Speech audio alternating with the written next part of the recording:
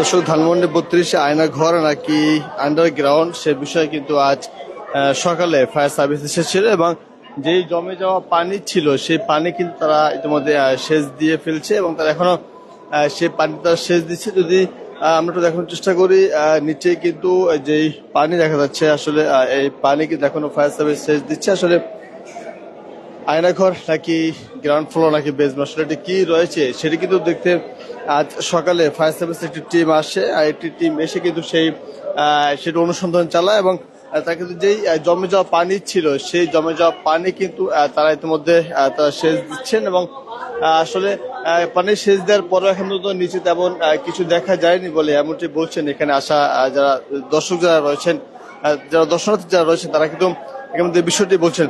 তবে এখনো এই বিষয়টি নিয়ে মানুষজন বেশ কথা বলছে। আসলে এখানে আয়নাঘর ছিল নাকি কি ছিল সে বিষয়টা জানার চেষ্টা করবো, দেখি একটু। অবশ্যই আয়নাঘর আমরা তো এরকম আয়নাঘরের নামই শুনছি, কারণ যে কোনো বিল্ডিং এর হোক বাংলাদেশের মধ্যে আমরা যে বিল্ডিং গুলো দেখছি প্রত্যেকটা বিল্ডিং এর অবশ্যই পার্কিং এর জন্য নিচে একটা আন্ডারগ্রাউন্ড, শুধু একটা আন্ডারগ্রাউন্ড হয়, কিন্তু এখানে 2 তলা 3 তলা আন্ডারগ্রাউন্ড। কারণ বাবা আন্ডারগ্রাউন্ড করলে আমরা যদি কাজের লেখা করতাম সিঁড়ি দিলাম অবশ্যই সুন্দর লেখা সব করে করছে আন্ডার করে এটি কোনো না এটি মানু মারো আন্ডারগ্রাউন্ড।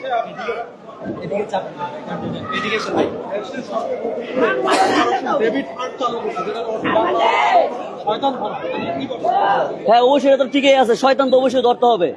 শয়তান যদি না ধর, আয়নাঘরে এসে দেখলাম আপনার আমরা সাধারণত একটা বিল্ডিং এর মধ্যে নিচে একটা পার্কিং এর জন্য শুধু একটা পার্কিং এর জন্য নিচে একটা করা হয়, কিন্তু এখানে 2 তলা 3 তলা পর্যন্ত করা হয়েছে।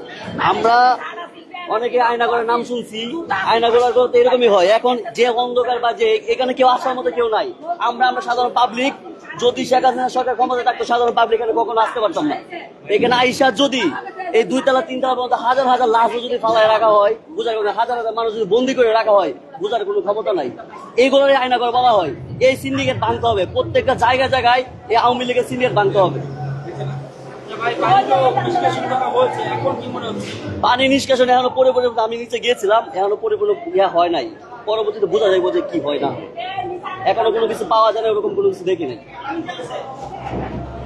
দর্শক, যেমন শুনছিলেন এখনো কিন্তু ফায়ার সার্ভিস এখন পর্যন্ত কিন্তু পানির সেচ দিচ্ছে। তবে সেই পানির সেচ দিলেও এখনো কিন্তু সেই পানির সেচ দিয়ে চলছে। আসলে পরবর্তীতে এটা নিচে আসলে কি আছে বা কি পাওয়া যাবে সেই বিষয়টা দেখার জন্য কিন্তু জনগণ এখনো উন্মুখ হয়ে আছেন এবং দেখতে পাচ্ছেন নিচেও কিন্তু যে আগে যেখানে পানি ছিল সেখানে কিন্তু এখন কিছুটা পানি টেনে যাওয়াতে মানুষজন সেখানে গিয়েছিল এবং তারা দেখছেন আসলে নিচে কি পাওয়া যায়।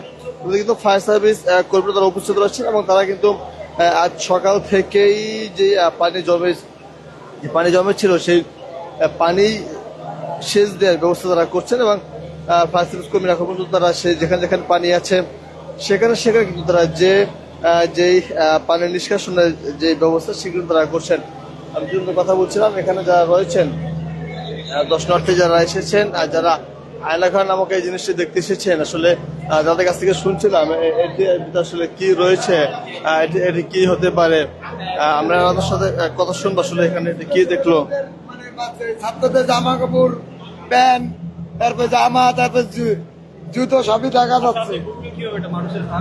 বাইরে তো আমি শিওর না এটা কি, সেটা আপনারা রিসার্চ করে দেখবেন। আর ওই এটা পরিচয়ের ভিতরে তো মানুষ শাসন করার জন্য মানে এটা করা হয়েছে। কয়েকদিন আগে কিন্তু এখানে একটি গরুও জবাই করে কিন্তু খাওয়া হয়েছে, সেটি গরুর হাড় হতে পারে কিনা আরে আপনারা রিসার্চ করে দেখতে হবে, এটা আমি কিভাবে বলবো না। আইডিয়া হিসাবে তো মনে হয় আপনারা দেখেন, আপনারা পুলিশের কাছে দেন, নাহলে আপনারা করে দেখেন। এছাড়া 32-এ আপনি কখন এসেছেন যদি একটু জানাতেন। আমি 32-এ আমার জীবনে ভাষাই এর আগে তো 32-এর ভিতরে ঢোকানো সম্ভব ছিল না, কথা বুঝছেন। আর আগে তো পুলিশের থাকতো, মানুষ যে কোনো পাবলিক তো ঢোকার ছিল না। এত ধরেন উন্মুক্ত দেশ, স্বাধীনতার পরে মানুষ ঢোকার পাইছে, এর আগে তো কেউ ঢোকার হয়নি।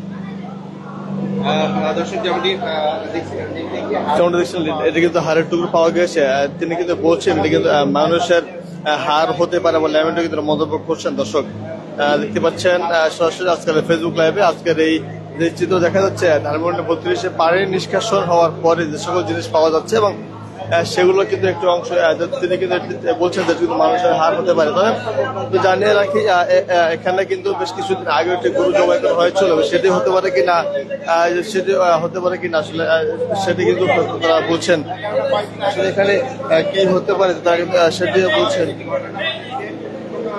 এখানে কিন্তু বেশ কিছু ড্রেস পাওয়া গেছে, জুতো, রক্তমাখা ড্রেস, কিছু ড্রেস পাওয়া গেছে এবং তারা বলছে যেখানে কিন্তু মানুষকে মেরে তারাই যেখানে ফেলে রাখতো সেই ফেলে রাখা কাপড়গুলো এখানে দেখা যাচ্ছে। তারা কিন্তু এমনটি বলছেন, তারা এখানে যারা রয়েছেন তারা কিন্তু বিষয়টি এমনটি বলছেন এখানে রক্তমাখা যে শার্ট প্যান্ট গুলো পাওয়া গেছে এবং সেগুলো কিন্তু মানুষকে বন্দি করে রেখে এখানে কিন্তু সেগুলো নিয়ে আসতে বলে এমনটি মন্তব্য করছেন তারা। দর্শক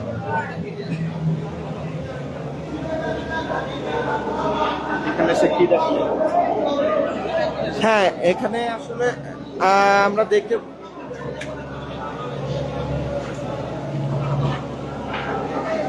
আমরা দেখতে পাচ্ছি যে আসলে এই যে শেখ হাসিনার যে বাসভবন ছিল, যেটি পুরাতন যে শেখ মুজিবুর রহমানের যে বাসভবন, তার পাশে কিন্তু হচ্ছে এই বাসভবনটা নতুন করে নির্মাণাধীন ছিল এবং তার তলায় কিন্তু আমরা আন্ডারগ্রাউন্ডে 5 তলা একটি আন্ডারগ্রাউন্ড দেখতে পেয়েছি এবং সেই আন্ডারগ্রাউন্ডে আসলে লিফটের জায়গা থেকে যেমনটি শুনছিলেন দর্শক শুনছিলেন তারা তো এখানে আসা দর্শক কিন্তু বলছেন আসলে এটা কিন্তু আয়নাঘর হতে পারে এবং এখন পর্যন্ত যেসব আলামত পাওয়া গিয়েছে এবং এটা কিন্তু বেসমেন্ট সাধারণত 1 ফ্লোর বা 2 ফ্লোর হয়ে থাকলেও সেগুলো কিন্তু এখানে প্রায় 3-4 ফ্লোর পর্যন্ত যে বেসমেন্টের ব্যবস্থা এবং সেখানে কিন্তু গাড়ি যাওয়ার কোনো ব্যবস্থা নেই এবং সেখানে কিন্তু রয়েছে পায়ে হেঁটে যাওয়ার যে সিঁড়ি,